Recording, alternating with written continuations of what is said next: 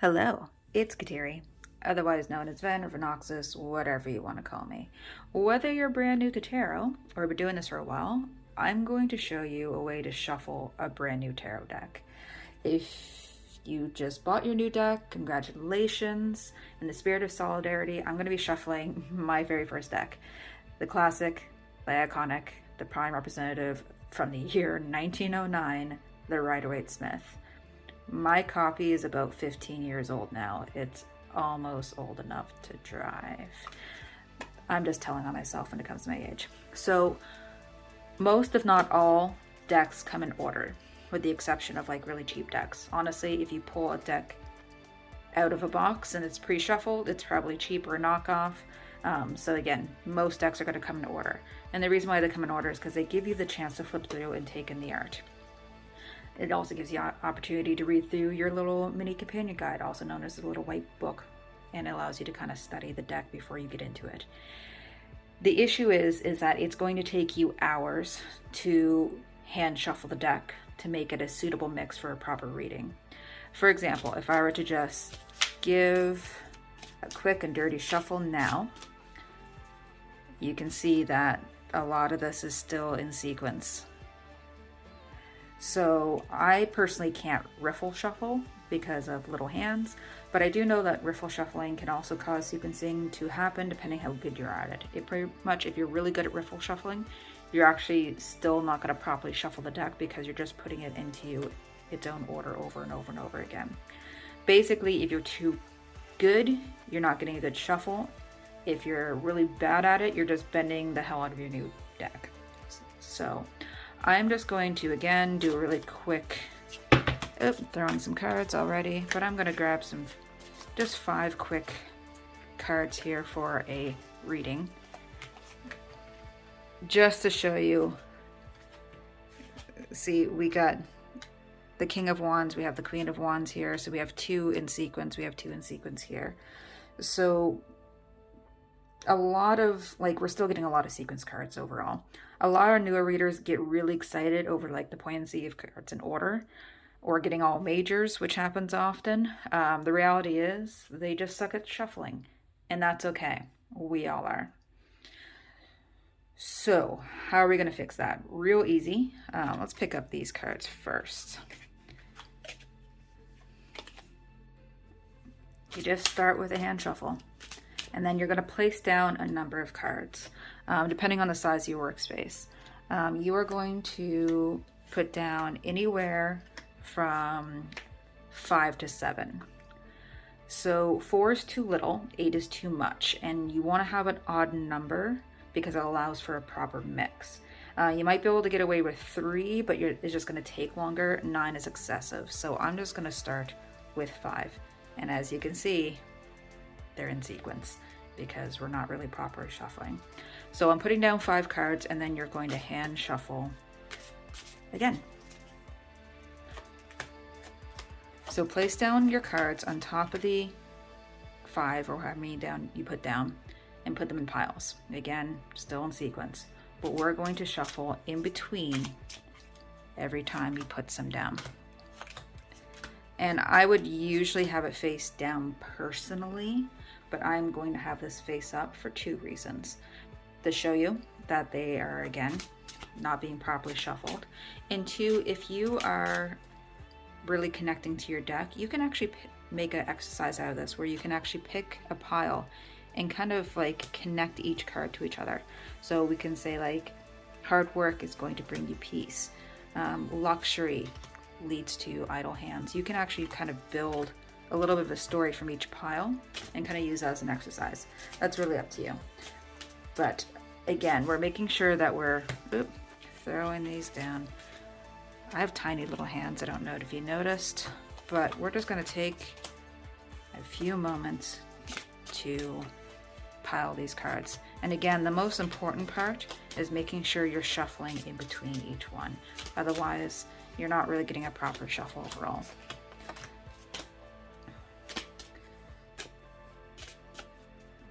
So it just takes time to do this. Again, take your time if you wish to get a story out of the cards, or even just to appreciate the art overall.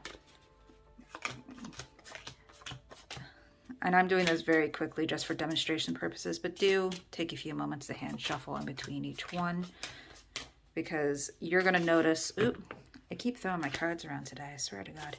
But you're gonna notice that, see, we got sequencing here, but the more you shuffle this smaller deck, the less likely it is to be sequenced. Of course, I say that, and then the cards I'm putting down are all in sequence, but I think it's proving a point either way. So pop it all down, and once you get the last few, you can just put it down like that. From there, gather your piles, doesn't matter which order. Give yourself one last hand shuffle. And I'm just gonna pull these all from the top, and we're gonna see that these are no longer in sequence. And now we can see that the Star and Judgment are now very poignant cards. We have the Page of Pentacles, the Queen of Pentacles. We know that's a proper mix. We can actually see that there's going to be a proper connection there now, and it's not due to the cards not being properly shuffled, because if you take a look here, you can see that they are properly shuffled. And that's how you properly shuffle a tarot deck before you get into readings. And you're going to want to do this every once in a while, even if it's not in order, just to reprime it. Again, priming your deck's really important. So another thing to note is that Stalker cards are things that kind of come up from improper shuffling. So what do we mean by Stalker cards? Stalker cards are cards that keep popping up in your readings. I'm going to do a little math here. I'll just kind of post it here to show how likely it is to get the same card over just 3 readings in a row. If you get the same card 3 readings in a row, just one, this is the math on it. Pretty crazy, eh? So the cards must really be trying to getting the message to you. Or is it? Or are you just improperly shuffling? So I'm going to flip the cards over like this to show that if we're just hand shuffling, I'm just going to quick and dirty do this for a little bit. Fool just came up 33 times. There's a Star again. So by me just doing a shuffle like this, there's a few usual suspects, eh? So suddenly the math before doesn't make a whole lot of sense if it's that rare, if we just saw a bunch of cards just appear again. So this is for 2 reasons. First, there might be micro differences on the card. So what I mean by that is that if there's a slight difference in the finish or a slight bend in it that's making the card slip a little nicer, then we're going to subconsciously cut to it. All right. The second reason is that we are creatures of habit. We might be pulling from the exact same spot. I don't know if you can see what I mean by that. We're kind of cutting from the same area when we're shuffling. So there's a really easy way to avoid this. Don't be afraid to do a shuffle like this. There's nothing wrong with doing a shuffle like that. Once you do have that hand shuffle done, split your deck to anywhere from 3 to 4 piles. And when you cut your deck like that, make it a point to make a slight difference every time. Like one time you're gonna take a big piece of a deck, you're gonna take a little piece of the deck, just kind of split it up. From there, take one of the piles, pull a card.